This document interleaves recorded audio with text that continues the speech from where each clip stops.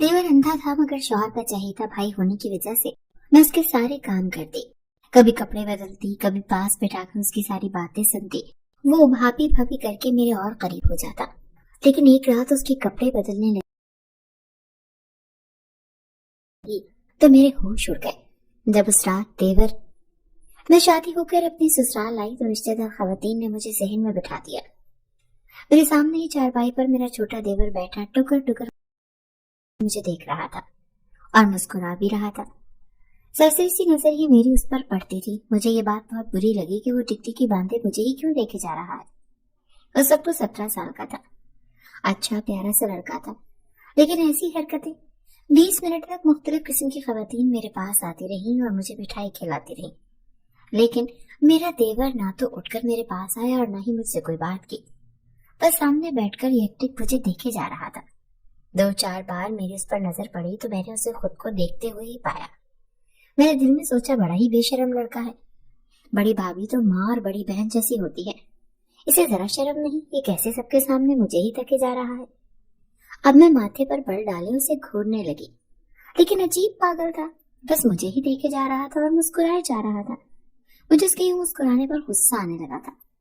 बहरहाल रस्में खत्म हुई और मैं अपने कमरे में आ गई। मेरा मूड बहुत ही खराब हो गया था। उस पर एजाज भी मेरे कमरे में देर से आए तो मैं बिल्कुल ही बेतासुर सी बैठी थी। वो मेरे पास आकर बैठे तो मैंने उन्हें गुस्से से देखा था। मुझे यूं बरहम देखकर कहने लगे, क्या बात है रुबीना। फिर वो समझे कि शायद वो काफी देर से कमरे में आए हैं, इसीलिए मैं नाराज हूँ। कहने लगे, मेरे दोस्त आज मेरा पीछा ही नहीं छोड़ रहे थे। तुम तो जानती हो ना, ऐसे मौकों पर दोस्तों की अटकेलियां उरूज पर होती हैं। बहरहाल फिर एजाज की तारीफ सुनकर मेरा मूड बहाल हो गया। मैंने देवर की बात को अपने शौहर के सामने दोहराया नहीं था कि क्या सोचेंगे, आते ही मेरे भाई के बारे में ऐसी बातें शुरू कर दी हैं। मेरा शौहर एजाज, उसका एक ही भाई था, बस एक छोटा भाई। हामिद वालिदैन हयात नहीं थे।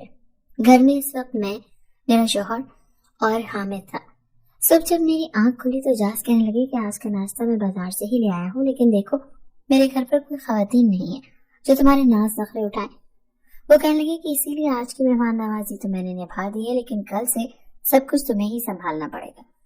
ये बात तो मैं पहले से जानती थी, इसीलिए मैंने कोई भी एतराज नहीं किया। जैसे ही मैं नाश्ता करने के लिए बाहर आई तो दस्तरखान पर मेरा देवर बैठा था। मैं उसके सामने बैठ गई। उसने मुझे सलाम किया और फिर मुझे देखकर मुस्कुराने लगा।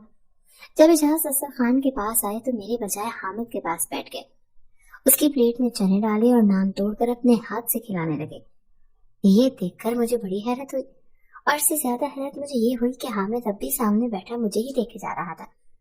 उसे तो अपने भाई का भी लिहाज नहीं था और गुस्सा मुझे एजाज पर भी आने लगा कि वो तो उसे टोक सकते हैं।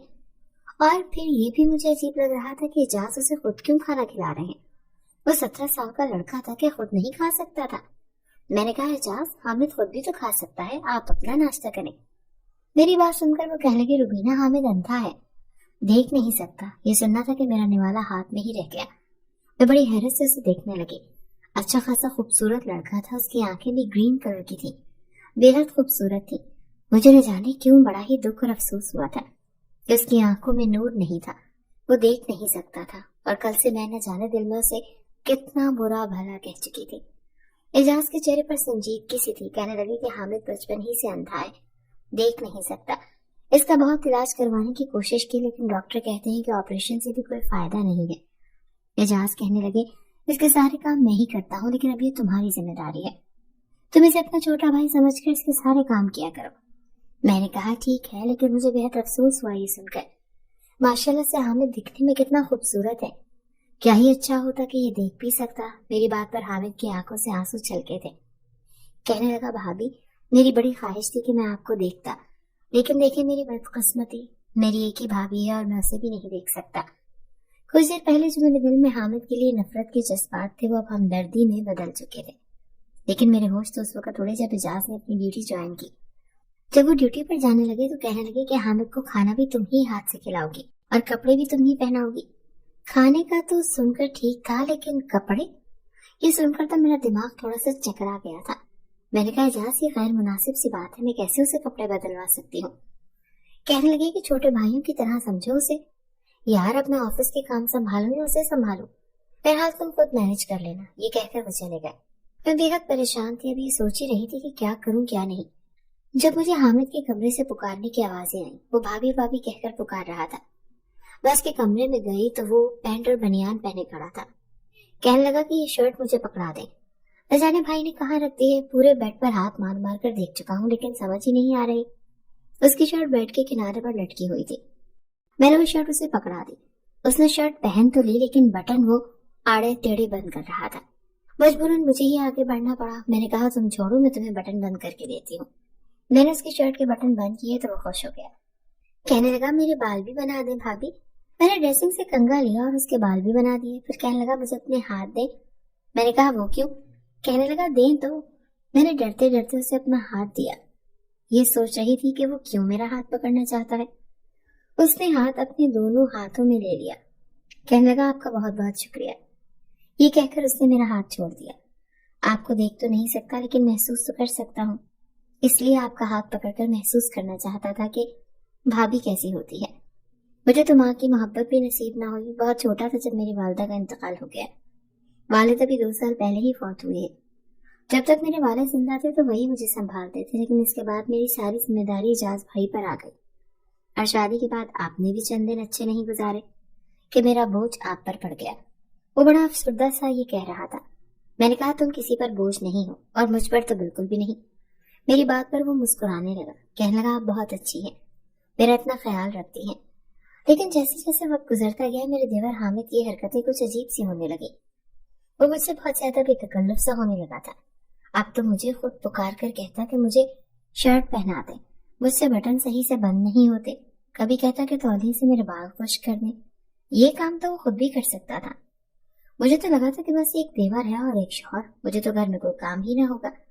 लेकिन मैं तो इस हामिद की वजह से घन चक्कर सी बन के रह गई थी। अभी किचन में बर्तन धो रही थी तो वो भाभी भाभी चिल्लाने लगा। मैं भागी दौड़ी उसके कमरे में जाती तो हंसने लगा। हाथ में मोबाइल पकड़ा होता, कहने लगता कि मेरे साथ बैठकर ये लतीफा तो सुने जरा, कितना फनी है। वो देख तो नहीं सकता था लेकिन सुन सकता था, इसीलिए मोबाइल पर किस्से कहानी और लतीफे सुनना उसका शौक था। मैं कहती तुम सुन रहे हो ना, खामोशी से सुनते रहो। अब मुझे ये बताओ, मैं बर्तन धोऊं, खाना बनाऊं, या फिर मैं तुम्हारे साथ बैठकर लतीफे सुनूं? मैंने बड़े प्यार से उसे डांटा था और एहसास भी दिलाया था कि मुझ पर बहुत ज्यादा जिम्मेदारियां हैं। वो मेरी बात सुनकर हंसने लगा। कहने लगा मेरे पास बैठे और मेरे साथ लतीफे सुना करें, आपकी तबीयत भी खुशबाश हो जाएगी। काम का क्या है, छोड़े काम को, काम भी कभी खत्म हुए हैं। मैं उसके बराबर में बैठ गई। मैंने कहा अच्छा चलो ये बताओ, अब तुम्हें भूख लगेगी तो क्या खाओगे? वो हंसने लगा। कहने लगा आपका भेजा खाऊंगा। मैं उठ के खड़ी हो गई। मैंने कहा खबरदार जब तुमने मुझे आवाज दी, समझे? बस मुझे काम के वक्त ही बुलाया करो, मुझे भी खाना बनाना है। इजाज मुझे बिरयानी का कहकर गए हैं। अब तुम्हें भी तो बिरयानी पसंद है ना, और तुम्हें क्या पता कि इतना वक्त लगता है बिरयानी बनाने में। ऊपर से इतनी गर्मी है कि किचन में खड़ा भी नहीं हुआ जा रहा। ये कहकर मैं बाहर चली गई। 3-4 घंटे लग गए थे मुझे किचन समेटते हुए। मैंने बिरयानी बनाई, ट्रैफल बनाया, कबाब बनाए। मैं बिल्कुल थक चुकी थी। बाहर आई तो घर गंदा पड़ा था। घर की सफाई की, फिर सोचा हामिद का कमरा भी लगे हाथों साफ कर दूं। लेकिन जैसे ही मैं हामिद के कमरे में दाखिल हुई, वो चीजों को टटोल टटोल कर अपना कमरा खुद साफ कर रहा था। उसके हाथ में एक कपड़ा भी पकड़ा हुआ था, जैसे वो फर्नीचर साफ कर रहा था। ये देखकर मैं मुस्कुराने लगी। मैंने कहा तुम ये क्या कर रही हो? मैं कर देती हूँ।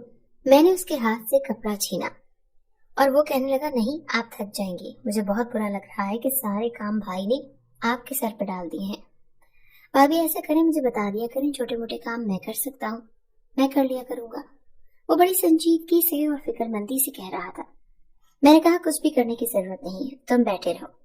मैंने उसका हाथ पकड़ा और उसे पकड़कर बेड पर बिठा दिया और मोबाइल उसके हाथ में थमा दिया। मैंने कहा तुम बस वीडियो सुना करो। मैंने उसे एक वीडियो लगा दी जिसमें लतीफे थे, लेकिन उसने तो मोबाइल के साथ साथ मेरा हाथ भी पकड़ लिया और मुझे अपने पास बैठा लिया। कहने लगा यहाँ बैठो, आप बहुत कर लिया आपने काम, अब आप कुछ नहीं करेंगे। उसने मेरा हाथ बड़ी मजबूती से पकड़ा था। मैंने कहा हामिद ये क्या हरकत है, मेरा हाथ छोड़ो, शाम हो गई और मुझे चाय भी बनानी है। तुम बताओ चाय के साथ क्या खाओगे, तुम्हारे लिए कुछ फ्राई कर दूं?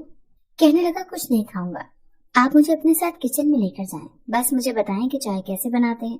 मैंने कहा तुम मेरी फिक्र छोड़ो। ये कहकर मैंने अपना हाथ उसके हाथ से छुड़ाया और किचन में आ गई। उसके लिए चाय बनाई, शामी कबाब भी तले, फिर उसको चाय भी दी। कबाब खाते हुए मुसलसल मेरी तारीफ कर रहा था। फिर एक दिन वो हुआ कि मेरे होश उड़ के रह गए। मुझे सुबह से ही बुखार था, लेकिन एजाज को मेरी कोई परवाह ही ना थी। बस मुझे बुखार की दवा देकर चले गए। कहने लगे कि देखो तुम बीमार मत पड़ा करो, मेरा सारा घर उल्टा पड़ जाता है, फटाफट से बुखार की गोली खा लेना और खाना घर पर ही बनाना। दोपहर को भी मुझे ऑफिस का बदजायका खाना खाना पड़ता है और घर आकर मैं बाजार का खाना तो बिल्कुल नहीं खा सकता। उनके सामने तो मैंने कहा कि चलो ठीक है, मैं कर दूंगी, लेकिन बुखार की दवा खाने के बावजूद मेरा बुखार कम ही नहीं हो रहा था। शायद मेरे गले में इन्फेक्शन हो गया था। गले में भी शदीद दर्द थी और मेरा बुखार कम होने के बजाय बढ़ने लगा। मैं अपने कमरे में बेसुध लेटी हुई थी जब कमरे पर दस्तक हुई और फिर दरवाजा खुला। हामिद मेरे सामने खड़ा था। मैंने बहुत मुश्किल से अपनी आंखें खोलकर उसे देखा। वो अपनी स्टिक की मदद से चलता हुआ मेरे पास आया। भाभी, आपको क्या हुआ है? आपने अभी तक मेरा नाश्ता भी नहीं बनाया। मुझे बहुत शदीद भूख लगी है। मैंने कहा मेरी तबीयत ठीक नहीं है, मुझे बुखार है। ये सुनकर वो परेशान हो गया। मैंने कहा मुझसे तो बिल्कुल भी उठा नहीं जा रहा, मैं कैसे तुम्हारा नाश्ता बनाऊंगी? वो कहने लगा क्या आपने भी नाश्ता नहीं किया? मैंने कहा नहीं, मेरी हिम्मत ही नहीं है कि मैं उठकर नाश्ता बनाऊं। ऐसा करो तो एजाज को फोन कर दो, उसे कहो कि जल्दी घर आ जाए, मुझसे कुछ भी नहीं हो पा रहा। मेरी बात सुनकर वो कमरे से बाहर चला गया और कुछ ही देर के बाद उसके चीखने चिल्लाने की आवाज आने लगी। वो सुनकर मैं एकदम बेड पर उठकर बैठी थी। अपने बुखार को खातिर में न लाते हुए मैं जल्दी से कमरे से बाहर आई। चीखने की आवाजें किचन से आ रही थी। जब मैं किचन में आई तो मेरे होश उड़ के रह गए। उसके कपड़ों पर आग लगी हुई थी। मैंने फटाफट से सहन में रस्सी पर टंगे तौलिए को उतारा और फटाफट से हामिद की शर्ट पर लगी आग बुझाने लगी, लेकिन उस वक्त तक उसका पेट और बाजू जल चुका था। वो चिल्लाए जा रहा था। मैंने कहा तुम करने क्या गए थे किचन में? कहने लगा मैं आपके लिए चाय बनाने गया था। वो तड़पे जा रहा था, रोए जा रहा था। कहने लगा मुझे क्या पता था कि आग लग जाएगी। मैंने जल्दी से एजाज को फोन किया। हामिद तो यूं तड़प रहा था कि जैसे उसे ये तकलीफ बर्दाश्त नहीं हो रही हो। उसके पेट और सीने का गोश्त तक जल चुका था। वो तड़पता जा रहा था। एजाज को जब पता चला तो वो भागे दौड़े घर आए थे। हामिद का पेट और सीना काफी हद तक जल चुका था। वो रोए जा रहा था। एजाज उसे डॉक्टर के पास लेकर मैं घर पर ही थी और बेहद परेशान थी। जब मुझे एजाज का फोन आया, मैंने फौरन से फोन उठाया। मैंने पूछा कि हामिद कैसा है? वो कहने लगे उसका पेट और सीना बुरी तरह से मुतासिर हुआ है। मैंने तुम्हें कहा भी था कि उसका ख्याल रखा करो। ये कहकर एजाज रोने लगे। कहने लगे मुझे बहुत फिक्र हो रही है उसकी, उससे तकलीफ बर्दाश्त नहीं हो रही, वो बुरी तरह चिल्लाए जा रहा है।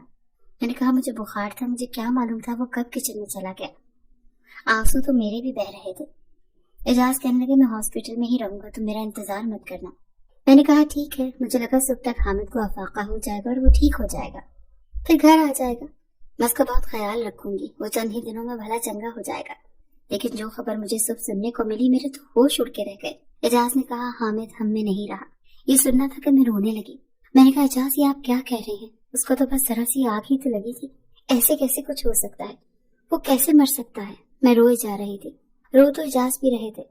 कहने लगे आग उसके दिल तक पहुंच चुकी थी। बहुत कोशिश की डॉक्टर्स ने कि वो बच जाए, लेकिन उसे तकलीफ सही नहीं जा रही थी। पूरी रात मेरा भाई दर्द से तड़पता रहा था। मेरा हाथ पकड़े यही कहता रहा था कि भाई मैं मरना नहीं चाहता, मुझे जीना है, मुझे बचा लो।